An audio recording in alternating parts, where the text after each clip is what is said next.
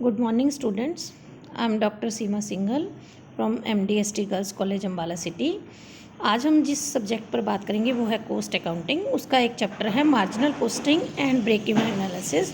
उसका first part हम आज डिस्कस करेंगे।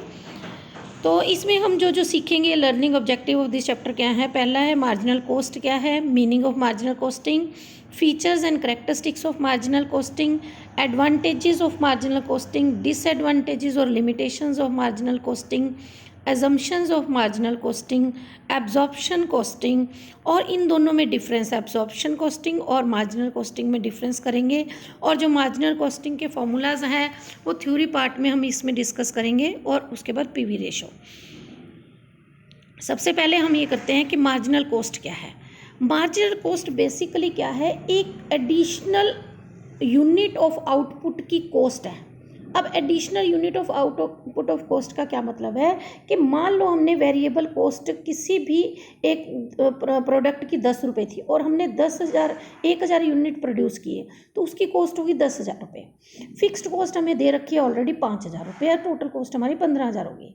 और अगर हम ये 1,000 वाली प्रोडक्शन बढ़ाकर 1,001 कर देते हैं, यानी 1 यूनिट से बढ़ा देते हैं, तो हमारी वेरिएबल कॉस्ट बन जाएगी 1,001 इंटू 10 यानी 1,000, 10,010। और फिक्स्ड कॉस्ट हमारी 5,000, ये टोटल कॉस्ट हमारी 15,010 हो जाएगी। तो अब हम क्या करेंगे, 1,001 यूनिट्स की कॉस्ट में से 1,000 यूनिट्स की कॉस्ट माइनस करेंगे 15,000, तो मार्जिनल कॉस्ट ऑफ 1 यूनिट कितनी बन गई, 10 रुपये। तो दिस इज मार्जिनल कॉस्ट। अब इसको डेफिनेशन के तौर पर अगर कहेंगे, change in aggregate cost due to change in volume of production by 1 unit is called marginal cost. तो आपको क्लियर हो गया कि जब हम कोई भी 1 यूनिट ऑफ प्रोडक्शन बढ़ा देते हैं, उससे जो कॉस्ट में इंक्रीज आता है उसे हम मार्जिनल कॉस्ट कहते हैं। मार्जिनल कॉस्टिंग क्या है, इसको हम वेरिएबल कॉस्टिंग भी कह देते हैं, क्योंकि हमने जो प्रोडक्ट बनाना है, जो भी हमने कैलकुलेशंस करनी है, वो 2 तरह की कैलकुलेशन होती है, एक ट्रेडिशनल और एक मार्जिनल कॉस्टिंग। जो ट्रेडिशनल मेथड है वो एब्जॉर्प्शन मेथड है, उसमें हम फिक्स्ड और वेरिएबल दोनों लेते हैं। लेकिन मार्जिनल कॉस्टिंग में हमने जो कॉस्ट लेनी है वो बेसिकली वेरिएबल कॉस्टिंग लेनी है। तो ये बहुत ही इंपॉर्टेंट टेक्निक कॉस्टिंग की है, जो कि डिसीजन मेकिंग में हमें हेल्प करती है। और इस मेथड में हम फिक्स्ड कॉस्ट और मार्जिनल कॉस्ट, वेरिएबल कॉस्ट दोनों को अलग अलग करते हैं, यानी टोटल कॉस्ट ना लेकर हम 2 कैटेगरीज बनाते हैं, एक फिक्स्ड कॉस्ट और एक वेरिएबल कॉस्ट। तो डॉक्टर जोसेफ ने इसकी डेफिनेशन दी थी, marginal costing is a technique of determining the amount of change in aggregate cost due to an increase in 1 unit over the existing level of production. तो हमने अभी आपको ये सारा एग्जाम्पल भी करके दिखाया है। तो ये एक टेक्निक है जिसमें हम कैलकुलेट करते हैं कि किसी भी प्रोडक्ट की अगर हम प्रोडक्शन बढ़ाते हैं तो उससे मार्जिनल कॉस्ट उसकी कितनी आएगी। तो इसके फीचर्स क्या हैं, सबसे पहले मार्जिनल कॉस्टिंग एक टेक्निक है जिसमें ओनली वेरिएबल कॉस्ट को हम ध्यान में रखते हैं। किस चीज़ को कैलकुलेट करने के लिए, अगर हमने प्रोडक्ट की कॉस्ट कैलकुलेट करनी है, इन्वेंट्री कैलकुलेट करनी है, या कोई और भी मेजर डिसीजन लेना है, तो हम इस टेक्निक में वेरिएबल कॉस्ट को ही कंसिडर करते हैं। और इसमें सभी एलिमेंट्स ऑफ कॉस्ट को हम 2 पार्ट में डिवाइड कर देते हैं, fixed cost and variable component में। और फिक्स्ड कॉस्ट को हम पीरियड कॉस्ट कहते हैं। हम उसको जो भी पीरियड कॉस्ट है उसे P&L अकाउंट में उस पीरियड के वहाँ पर मेंशन कर देते हैं। फिर अब एक 2-3 चीज़ें हैं जो हम फॉर्मूलाज में भी इसको डिटेल में पढ़ेंगे कि सेलिंग प्राइस को जब हमने कैलकुलेट करना है तो कंट्रीब्यूशन में हम वेरिएबल कॉस्ट ऐड कर देंगे। अब कंट्रीब्यूशन क्या है, मार्जिनल कॉस्ट क्या है, वेरिएबल कॉस्ट क्या है, वो हम अभी डिटेल में पढ़ेंगे। कंट्रीब्यूशन कैसे निकालते हैं, ये फार्मूला हम डिटेल में अभी पढ़ेंगे। और प्रॉफिट को कैलकुलेट करने के लिए हम क्या करते हैं कि फिक्स्ड कॉस्ट और वेरिएबल कॉस्ट को सेल्स में से माइनस कर देते हैं। ये हम सबको पता है कि प्रॉफिट कैलकुलेट करने के लिए हमारे पास एक सिंपल सा फार्मूला होता है कि हम सेल्स में से जितना हमारा टोटल खर्चा हुआ वो माइनस कर देंगे तो हमारे पास प्रॉफिट आता है। अब इसमें हमने क्या लिखा है कि वेरिएबल कॉस्ट और फिक्स्ड कॉस्ट दोनों को माइनस करने के बाद प्रॉफिट आता है। उसके बाद है ब्रेक इवन एनालिसिस।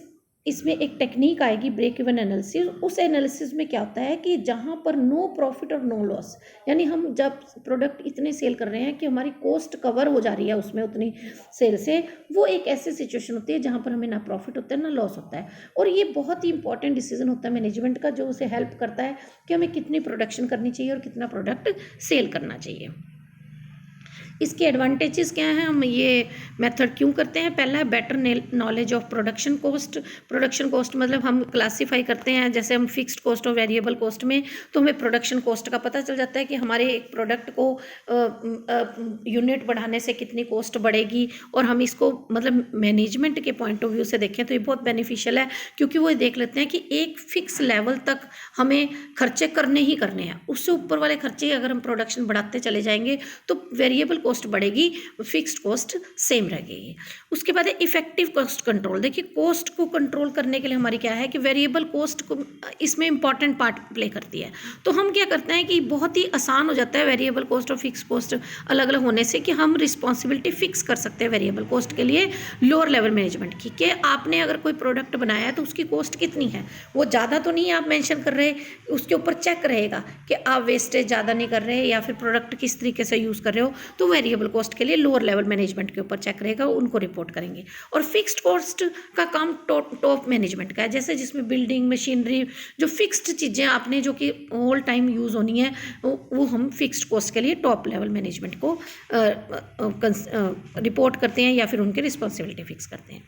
फिर ये fixation of production level on the basis of break even point. मैंने अभी आपको बताया कि ब्रेक इवन पॉइंट एक ऐसा पॉइंट है जहाँ पर कोई प्रॉफिट या कोई लॉस नहीं होता। तो हर प्रोड्यूसर को, हर बंदे को ये जरूर पता होना चाहिए, हर बिजनेसमैन को, कि ब्रेक इवन पॉइंट क्या है, कि कहाँ पर आकर मैं अपनी पूरी कॉस्ट को कवर कर पा रहा हूँ, उसके बाद जितनी भी मैं प्रोडक्शन करूँगा, सेल करूँगा, वो सब मेरा प्रॉफिट होगा। ठीक है। फिर प्रॉफिट प्लानिंग का मतलब क्या है। देखिए जब हम मार्जिनल कॉस्ट में मैंने आपको बताया कि किसी भी बिजनेस का पर्पस बेसिकली प्रॉफिट प्लानिंग है, तो उस चीज़ को प्रॉफिट अर्न करने के लिए उसे प्राइसिंग पॉलिसी बनानी पड़ेगी। प्राइसिंग पॉलिसी बनाने के लिए उसे बहुत सारे इसमें मार्जिनल कॉस्टिंग में फैक्टर्स हैं जो आपको हेल्प करेंगे, जैसे PV ratio, break even point, margin of safety, ये सारे ऐसे पॉइंट हैं, इनको हम बहुत डिटेल में पढ़ेंगे आगे, जो कि प्रॉफिट को प्लान करने के लिए हेल्प करेंगे। Then helpful in the time of depression. Depression का मतलब है कि जब आपका प्रोडक्ट नहीं मिल रहा, आप अपने प्रोडक्ट मार्जिनल कॉस्टिंग में आप तो प्राइस डिटरमिन करते हो, आपको बहुत हेल्प करता है प्राइस डिटरमिन करने में, लेकिन कई टाइम ऐसा आ जाता है कि कंपटीशन इतना है, डिप्रेशन है मार्केट में, तो आपके लिए बहुत मुश्किल है कि आप ज़्यादा खर्चा करके उस प्रोडक्ट को चलने दो। तो आप ऐसी स्थिति में क्या करते हो, सिर्फ उतनी कोशिश करते हो कि फिक्स्ड कॉस्ट आपकी कवर हो जाए, वेरिएबल कॉस्ट को आप कम से कम करने की कोशिश करते हो, क्योंकि वो आपके हाथ में है। क्योंकि फिक्स्ड कॉस्ट को तो आप रोक नहीं सकते, चेंज नहीं कर सकते, लेकिन वेरिएबल कॉस्ट आप कम से कम स्थिति को देखते हुए कम कैलकुलेट कर सकते हो और कोशिश कर सकते हो वो कम से कम आप खर्चा करो। Then helpful in fixation of selling price. Selling price हम कैसे फिक्स करते हैं। देखो जितनी हमारी किसी भी प्रोडक्ट की कॉस्ट है, उसमें जब हम प्रॉफिट ऐड करते हैं तो उससे हमारा सेलिंग प्राइस आ जाता है। तो अब हमने इसमें फिक्स्ड और वेरिएबल कॉस्ट दोनों चीज़ें हमने अलग अलग कर दी। हमने ये देख लिया कि किस प्राइस पर किस प्रोडक्ट को बेचने से हमें फ़ायदा हो रहा है। तो हमारी डिग्री ऑफ कंपटीशन के हिसाब से हम टाइम टू टाइम, जगह स्टेजेस के हिसाब से, प्लेसेस के हिसाब से उस प्रोडक्ट की कॉस्ट को सेलिंग प्राइस को डिसाइड कर सकते हैं according to the environment, according to the competition. Different market में different price. Then overcome the problem of under absorption of overheads. ये इसमें फिक्स्ड कॉस्ट क्योंकि हम कंट्रीब्यूशन में से डिडक्ट कर सकते हैं, इसलिए under and over absorption of fixed overhead का इसमें क्वेश्चन ही नहीं आता। Then helpful in decision making, जैसे कि कितना हमें आउटपुट बनाना चाहिए, डिजायर्ड लेवल कितना है। जब हम प्रॉफिट मतलब मान लो मेरा मन है कि मेरे को 10 लाख का प्रॉफिट होना चाहिए, तो 10 लाख प्रॉफिट करने के लिए मुझे कितना आउटपुट बनाना होगा, कितनी सेल करनी होगी, ये सब इसमें हम कैलकुलेट करते हैं। और मिक्सचर कौन सा ऐसा बढ़िया है जिसमें प्रॉफिट मैक्सिमम हो, ये हम इसमें कैलकुलेट करते हैं। ऑल्टरनेटिव मेथड्स ऑफ प्रोडक्शन इसमें हमें पता चलता है और हम डिसाइड करते हैं which is the best. Then make और बाय डिसीजन, भी प्रोडक्ट को हमें बनाना चाहिए या मार्केट से मतलब ट्रेडिंग करनी चाहिए या मैन्युफैक्चरिंग करनी चाहिए, ये वाला काम भी हम मार्जिनल कॉस्टिंग में करते हैं। देन प्रिपेयरिंग टेंडर, देखिए टेंडर मार्केट में हम जब फ्लोट करते हैं तो उसका पर्पज़ क्या होता है कि हमारा जो टेंडर तभी एक्सेप्ट होता है जब हमने लोएस्ट प्राइस कोट किया होता है। तो वेरिएबल कॉस्ट इसमें हम सेपरेटली कैलकुलेट करते हैं, फ्लोर प्राइस होता है, मतलब कोशिश ये करते हैं कि उतना प्राइस रखें उस प्रोडक्ट का कि सभी जितने भी लोगों ने उस प्रोडक्ट का प्राइस कोट कर रखा है वो हमारा मिनिमम हो। और मिनिमम के लिए हम क्या करते हैं, फ्लोर प्राइस यानी वेरिएबल कॉस्ट उसकी भी 10,000 प्रोडक्ट बनाए उसके लिए 2 रुपये 3 रुपये जितनी वेरिएबल कॉस्ट है वो, और फिक्स्ड कॉस्ट जो हमें करनी ही करनी है वो दोनों चीज़ों को कंसिडर करके वो टेंडर बनाते हैं ताकि मिनिमम कॉस्ट पर वो उस प्रोडक्ट का जो टेंडर है वो उनका एक्सेप्ट हो जाए। तो ये बिजनेसमैन के लिए बहुत ही फायदेमंद चीज़ है। देन उसके बाद बहुत सी ऐसे डिसएडवांटेजेस भी है मार्जिनल कॉस्टिंग की, वो हम क्या करेंगे। पहला है डिफिकल्टी टू एनालाइज ओवरहेड। इसमें फिक्स्ड और हमने बताया कि वेरिएबल दोनों अलग अलग हैं, लेकिन इसने सेमी वेरिएबल सेमी फिक्स्ड को कंसिडर ही नहीं किया। बहुत से ऐसे प्रोडक्ट, बहुत से ऐसे खर्चे हैं जो कि एक पॉइंट तक फिक्स है, उसके बाद वो वेरिएबल है, उन चीज़ों को मार्जिनल कॉस्टिंग में कंसीडर नहीं किया गया। फिर टाइम पीरियड इग्नोर कर दिया। देखो फिक्स्ड कॉस्ट और वेरिएबल कॉस्ट हमने ये कहा कि दोनों शॉर्ट रन में तो मान लिया मैंने कांस्टेंट है, डिफरेंट है, लेकिन लॉन्ग रन में दोनों कॉस्ट वेरिएबल है। अब आप सोचो अगर आपने 10 साल के लिए प्रोडक्ट बनाना है, 10 साल के लिए प्रोडक्ट बनाना है तो आपको 10 साल बाद, तो लॉन्ग रन में जब सभी कॉस्ट की जो टोटल कॉस्ट है उसमें फिक्स्ड और वेरिएबल दोनों वेरिएबल हो जाती हैं, फिक्स्ड भी कॉस्ट भी और वेरिएबल कॉस्ट भी। क्योंकि जैसे मान लो कोई न्यू प्लांट लगाना है या इक्विपमेंट लगाने इंट्रोड्यूस करने हैं तो फिक्स्ड कॉस्ट और वेरिएबल कॉस्ट दोनों वेरी करेंगी।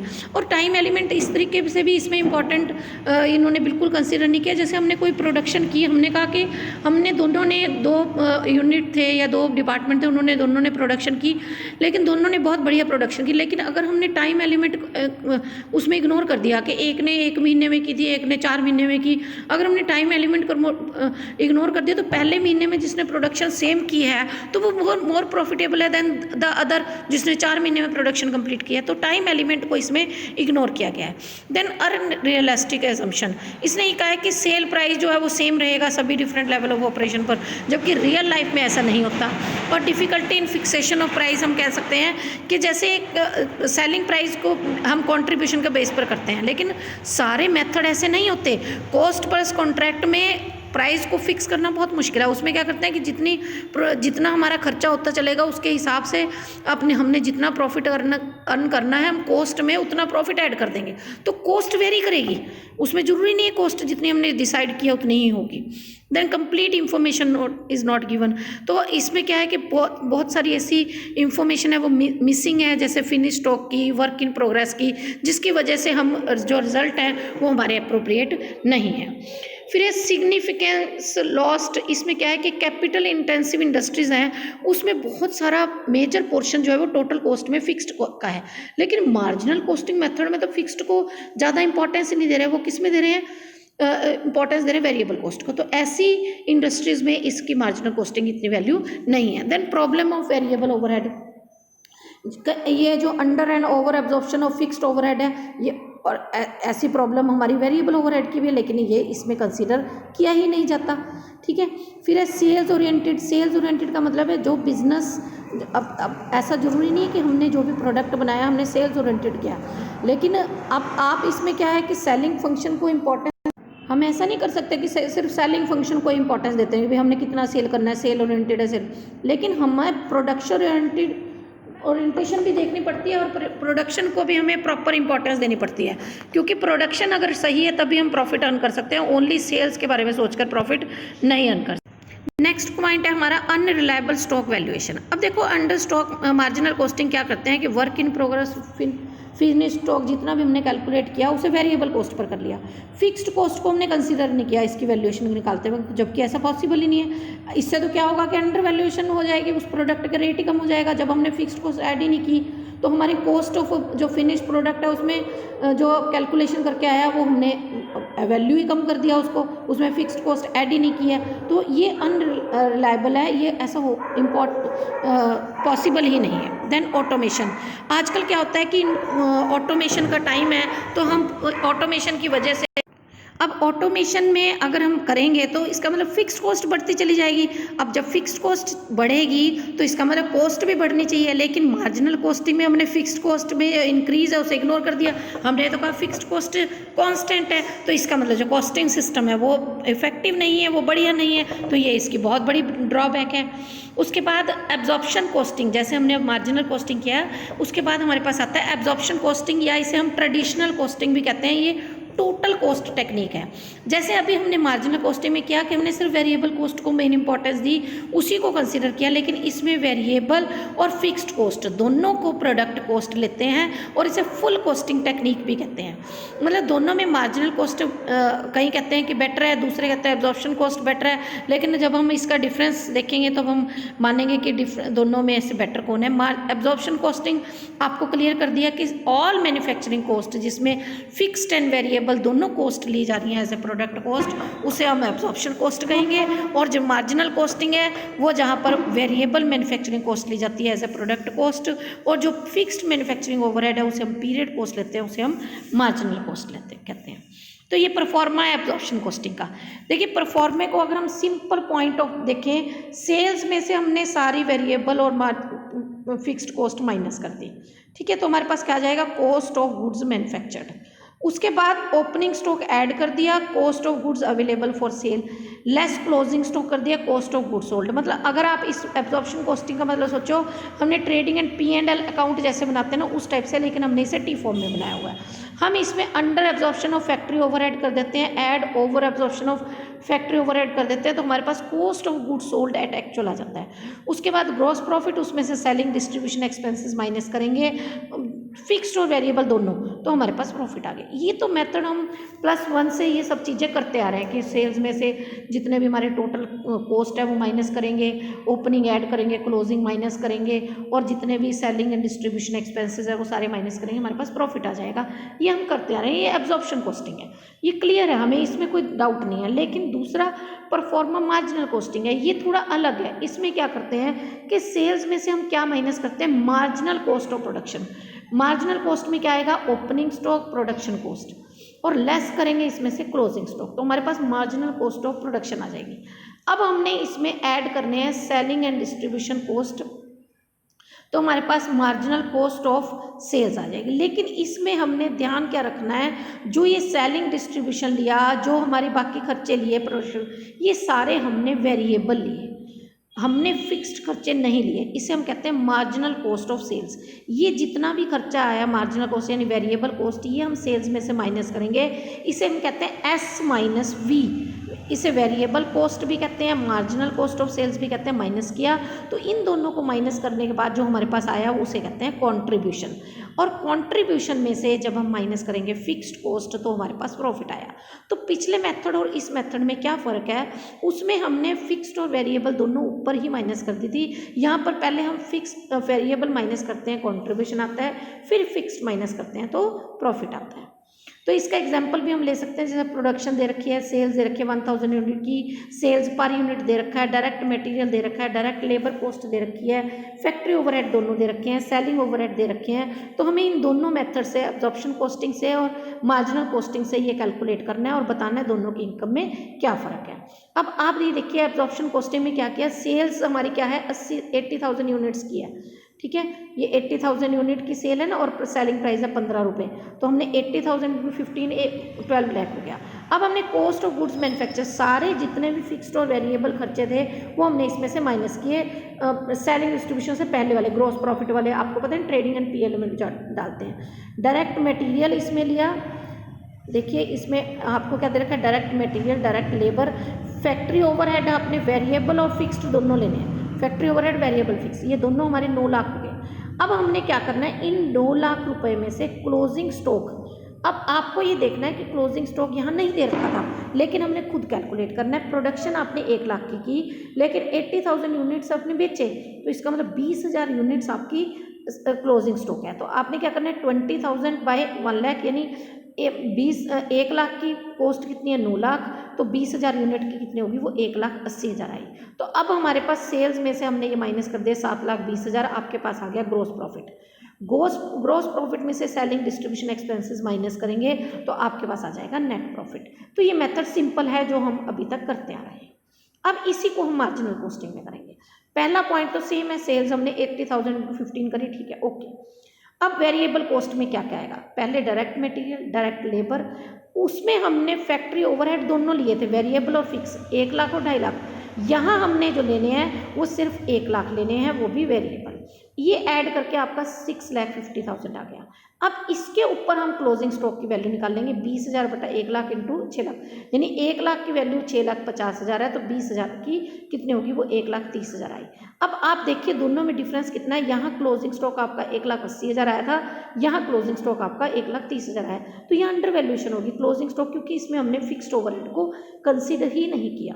अब ये आपके पास उसके बाद सेलिंग डिस्ट्रीब्यूशन ओवरहेड भी वेरिएबल है, वो भी हमने ऐड कर दिए, तो टोटल हमारा जो वेरिएबल ओवरहेड है वो 6,20,000 हुए। तो माइनस करके आपके पास 5,80,000 आपका कॉन्ट्रीब्यूशन आया। यहाँ हमने ग्रॉस प्रॉफिट की बात नहीं की है, यहाँ हम क्या कह रहे हैं, कॉन्ट्रीब्यूशन। इस कॉन्ट्रीब्यूशन में से फिक्स्ड दोनों ही ओवरहेड, फैक्ट्री भी और सेलिंग भी माइनस करेंगे तो हमारे पास नेट प्रॉफिट आ जाएगा 1,30,000। अब देखिए यहाँ नेट प्रॉफिट 1,30,000 है और इससे पहले नेट प्रॉफिट 1,80,000 है। इसका मतलब एब्जॉर्प्शन कॉस्टिंग में प्रॉफिट ज़्यादा है, मार्जिनल कॉस्टिंग में कम है। तो ये इसका रीज़न यही है कि क्लोजिंग स्टॉक की वैल्यू दोनों में अलग अलग है। क्लोजिंग स्टॉक एक में फिक्स्ड ओवरहेड हमने लिए, इसमें देखो 1,30,000 है, इसमें फिक्स्ड ओवरहेड नहीं लिए इसलिए कम है, उससे पहले में फिक्स्ड ओवरहेड लिए थे तो इसलिए क्लोजिंग स्टॉक की वैल्यू ज़्यादा है। तो बस हमने इस वजह से ये बता देना है कि जो 50,000 का डिफरेंस है प्रॉफिट में, वो वैल्यूएशन ऑफ क्लोजिंग स्टॉक की वजह से है। ठीक है जी, अब हम दोनों में डिफरेंस देखेंगे। पहला प्रोडक्ट कॉस्ट है कि एब्जॉर्प्शन कॉस्टिंग में को हम टोटल कॉस्टिंग टेक्निक कहते हैं, इसमें फिक्स्ड और वेरिएबल ओवरहेड दोनों को ही प्रोडक्ट कॉस्ट कहा जाता है, जबकि मार्जिनल कॉस्टिंग में ओनली वेरिएबल कॉस्ट को लिया जाता है। फिक्स्ड ओवरहेड जो कॉस्ट है उसको हम पीरियड कॉस्ट कहते हैं और उसे P&L अकाउंट में दिखाया जाता है। वैल्यूएशन ऑफ क्लोजिंग स्टॉक, इसमें आपको मैंने अभी मैंने एग्जांपल से भी बता दिया कि टोटल कॉस्ट पर वैल्यूएशन की जाती है। यहाँ पर हमने जो वैल्यूएशन करनी है वो सिर्फ मार्जिनल कॉस्ट यानी वेरिएबल कॉस्ट पर करनी है। अंडर एंड ओवर रिकवरी, ये बिल्कुल क्लियर है कि फिक्स्ड ओवरहेड को हमने अपोर्शन करा तो इसलिए under and over recovery of cost आ जाएगा, लेकिन यहाँ पर हमने फिक्स्ड ओवरहेड इग्नोर ही कर दिए तो under and over absorption of fixed overhead यहाँ पर आएगा ही नहीं। Then basis of managerial decision के हमारे जो प्रॉफिट है सेल्स ऊपर टोटल कॉस्ट का होगा, उसके बेस पर मैनेजमेंट डिसीजन लेगी कि सेल्स और टोटल कॉस्ट कितनी है, उनका डिफरेंस जो है प्रॉफिट है यानी बढ़ा है प्रॉफिट या कम हुआ है। लेकिन मार्जिनल कॉस्टिंग में मैनेजमेंट डिसीजन लेगी कि सेल्स में से ओनली वेरिएबल कॉस्ट माइनस करके डिसीजन लेगी वो कि वो कितना है। उसके बाद कुछ फॉर्मूलाज है वो हम इसमें करेंगे मार्जिनल कॉस्टिंग में, पर बेसिक फार्मूला ये चलेगा आपका SN minus VN is equal to F plus P। Basically क्या है, sales minus variable cost is equal to profit fixed cost plus profit, यानी F प्लस P। जो F प्लस P बेसिकली क्या है, contribution है। तो S सेलिंग प्राइस है, V variable cost है, F यानी ये चार चीज़ों में से कोई भी एक चीज़ अगर मिसिंग है तो हम इसमें कैलकुलेट कर सकते हैं। अगर मैंने सेलिंग प्राइस निकालना है सिर्फ, तो हम क्या करेंगे, F plus P plus variable cost, यानी वेरिएबल कॉस्ट जो है और फिक्स्ड कॉस्ट मिला के दोनों टोटल कॉस्ट बनती है। तो अगर मैं सेल्स में से टोटल कॉस्ट माइनस कर दूंगी तो प्रॉफिट आ गया, लेकिन अगर सेल्स में से मैंने सिर्फ वेरिएबल कॉस्ट माइनस की तो क्या आया, कॉन्ट्रीब्यूशन। और कॉन्ट्रीब्यूशन किसके बराबर होता है, F प्लस P के बराबर होता है। तो हमने कॉन्ट्रीब्यूशन माइनस वेरिएबल, कॉन्ट्रीब्यूशन की सेल्स माइनस वेरिएबल कॉस्ट, तो S minus V is equal to C में से F माइनस कर दिया तो आ गया P। तो यानी ये वाला आपका फार्मूला है, sales is equal to total cost plus profit, sales variable cost plus fixed cost plus profit, sales में से वेरिएबल कॉस्ट माइनस कर दिया fixed cost plus profit, sales minus variable cost contribution आ गया, कॉन्ट्रीब्यूशन F प्लस P आ गया। तो यही फार्मूला आपके सारे चैप्टर में यही घूम घूम के आता रहेगा, बेसिक यही चीज़ है जो आपकी चलेगी। कंट्रीब्यूशन क्या हुआ, ये सेल वैल्यू और मार्जिनल कॉस्ट में जो डिफरेंस है उसे हम कंट्रीब्यूशन कहते हैं। तो कंट्रीब्यूशन जो है वो बहुत इंपॉर्टेंट रोल प्ले करता है, क्योंकि हम फिक्स्ड ओवरहेड, जितना हमारा कंट्रीब्यूशन ज़्यादा होगा उतना हम फिक्स्ड ओवरहेड को इसमें से कवर कर पाएंगे। ठीक है, उसके बाद आपके पास नेक्स्ट पॉइंट आता है profit volume ratio. Profit volume ratio क्या है, ये रिलेशनशिप बताती है कंट्रीब्यूशन एंड सेल्स का। ये बताती है कि change in profit due to change in sale volume, भी सेल जितनी बढ़ी उससे हमारा प्रॉफिट में कितना चेंज आया। तो आपका अगर हम प्रॉफिट वॉल्यूम रेशो निकालनी है तो C/S इंटू 100 करेंगे। तो रेशो जो होती है इसे कॉन्ट्रीब्यूशन सेल्स रेशो भी कहते हैं, मार्जिनल इनकम रेशो भी कहते हैं, कंट्रीब्यूशन रेशो भी कहते हैं। तो ये फाइनेंशियल हेल्थ अगर हमने किसी भी कंपनी के चेक करनी है तो उसके लिए हमारे पास पीवी रेशो चाहिए। जितनी पीवी रेशो ज़्यादा है उतनी ही उस कंपनी की फाइनेंशियल हेल्थ अच्छी मानी जाती है। तो हमारे पास कुछ फार्मूलाज हैं। वैसे ये फार्मूलाज आपको एक अगर फार्मूला समझ आ गया बाकी सारे समझ आ जाएंगे। पीवी रेशो क्या है, C/S इंटू 100, और C मैंने अभी आपको फार्मूला बताया वो S-V है। C मतलब कॉन्ट्रीब्यूशन, कॉन्ट्रीब्यूशन क्या है S-V। एक मैंने दूसरा बताया था कि FC+P है, मतलब कॉन्ट्रीब्यूशन किसके बराबर है, फिक्स्ड कॉस्ट प्लस प्रॉफिट, क्योंकि हमने कॉन्ट्रीब्यूशन जो निकाला था S-V निकाला था और ये दोनों चीज़ें बराबर की थी। ठीक है, एक इसका फार्मूला है कि अगर 2 पीरियड का हमें कॉन्ट्रीब्यूशन और सेल दे रखा तो हम पीवी रेशो निकालने के लिए change in contribution divided by change in sales करेंगे, और अगर चेंज इन प्रॉफिट और लॉस होगा तो चेंज इन सेल्स, तो भी हम प्रॉफिट एंड लॉस दोनों दिए हो तो हम दोनों ये प्रॉफिट दे रखा होगा तो प्रॉफिट चेंज इन प्रॉफिट कर देंगे, और अगर कंट्रीब्यूशन दे रखा हो तो चेंज इन कंट्रीब्यूशन कर देंगे। इसका फार्मूला एक मार्जिन ऑफ सेफ्टी से भी है। अभी मार्जिन ऑफ सेफ्टी का मैं क्वेश्चन कराऊंगी, क्या होता है margin of safety next slide में। Profit divided by margin of safety, और जब परसेंटेज ऑफ वेरिएबल कॉस्ट दे रखा हो तब हम कैसे निकालते हैं। देखिए variable cost 100 minus percentage of variable cost on sale, ये क्या चीज़ है।